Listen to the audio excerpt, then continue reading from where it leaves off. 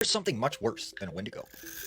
Now that is called a Wet'suge. Wet'suge is a old Native American legend from the Pacific Northwest up into Canada. They are these terrifying cannibalistic creatures, essentially the cousin to the Wendigo. Now, the Wet'suge is a creature that represents someone who has been cursed. Often, these beasts are a result of someone who craved the power of the Great Spirit animal, but they couldn't control it. And it was turned into a Wet'suge as punishment. Now, they also believed that one could become a Wet'suge if they were to break some sort of taboo of their culture. If they were photographed, if you even spoke the name of Wet'suge, you could essentially be cursed to become this creature.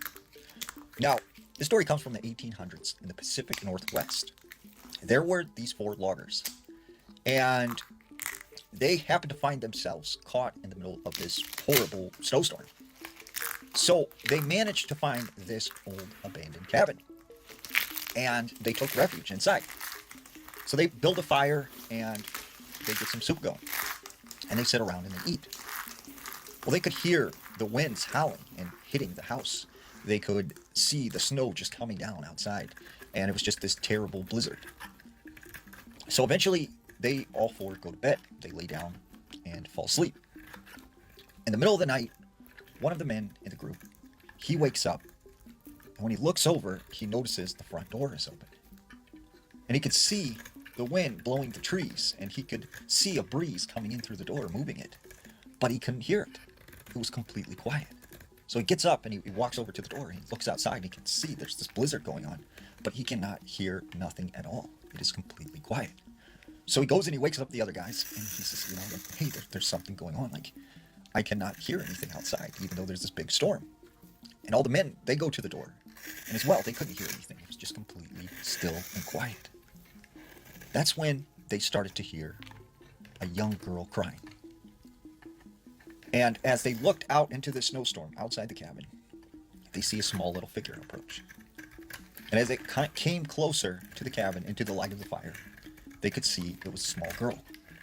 And she was wearing just some sort of Native American fur coat. She has no shoes, no socks, no feet coverings. She's completely barefoot. And she's walking in the middle of the snowstorm. So they run out to her and they say, oh my gosh, like, are you okay? Are you all right? And they bring her into the cabin. Well, they start trying to talk to her, like, what are you doing out in the middle of a snowstorm? Like, where are you from? Where are your parents? But she doesn't speak any English. So they get her some soup and they get her to bed. And she lays down and falls asleep. So they start talking amongst themselves, like, where did this girl come from? Like, who is this? Like, there's no Native American tribes around in this area. So eventually, they all go back to bed. And in the morning, that same man who had woken up and found the door open, he wakes up to the cabin being ice cold. And when he looks over, the fire in the fireplace is gone out. And all of the men that were with him have been mutilated. Their blood, their guts are everywhere, all over this cabin. Something has attacked them. And this little girl is nowhere to be found. So the man gets up and he starts looking for this girl. And when he goes outside the cabin, he finds sort of this trail of blood spots. And he finds these tiny little footprints. And they are leading out into the forest. So he follows them. And he gets into the woods. And he said that's when he sees this little girl. And she is covered in blood. And she is dragging something along. It's one of the men that was with him in the cabin. And that's when he sees this young girl transform into this 7-foot tall, hideous creature that was just skin and bones and had very large antlers, big red eyes, sharp, jagged yellow teeth, and these long, dangly fingers. And it is covered in sort of ice. And it's dragging this man off into the woods, and it lets off this terrifying scream. About a week later, this man is discovered, and he is found by a couple fur trappers. And when they find him, he's in a very bad state. So they bring him back to this trading post. And after several days, they nurse him back to health. When he gets his strength back and he's able to walk around, he is at this, house. He leaves the house and he goes to this sort of local pub gathering space. And when he goes inside, there's a Native American man with this young girl. And as he looks at the young girl, he recognizes her as the creature he had seen in the woods.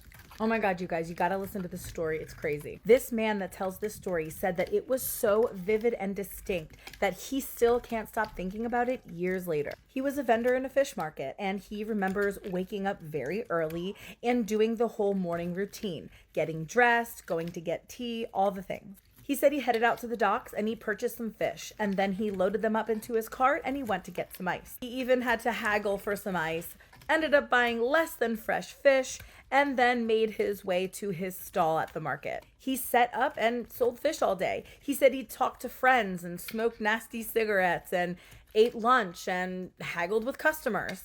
He just lived through the day, and at the end of the day, he cleaned up, counted his money, paid his stall rent, and then headed home. Said he cooked some of the fish he hadn't sold, along with some rice and veggies that he'd traded for. He then drank more tea, relaxed for a while, and drew a hot bath. Said he soaked for a while, smoked a couple more cigarettes, and then he went to bed. He said the next morning he woke up and he was very refreshed. He was eager to get down to the docks and buy fresh catch. Except he was at his house, laying next to his wife, truck parked outside.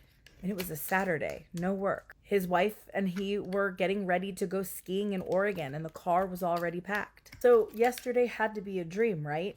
I mean, he's single and a smoker, which he's not in this life. He also says he was speaking fluent Chinese, the effortless kind of fluency that only comes from a lifetime of speaking it. And if it wasn't obvious, he had been Chinese. He said, "But I'm a big, hairy white dude, and I barely know a little bit of Spanish. Certainly not Chinese." He's also never worked in a fish market. He says it makes him wonder who he was or what that was. What do you guys think? Really vivid dream? Or a cross in realities?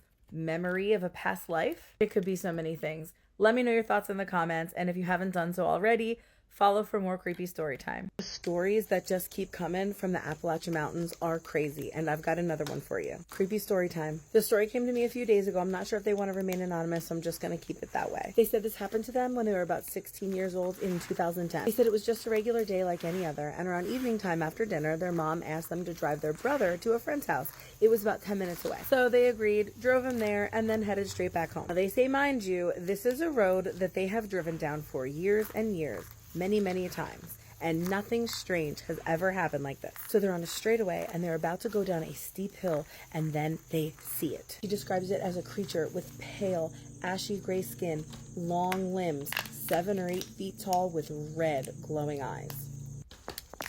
Why? They are absolutely terrified, and they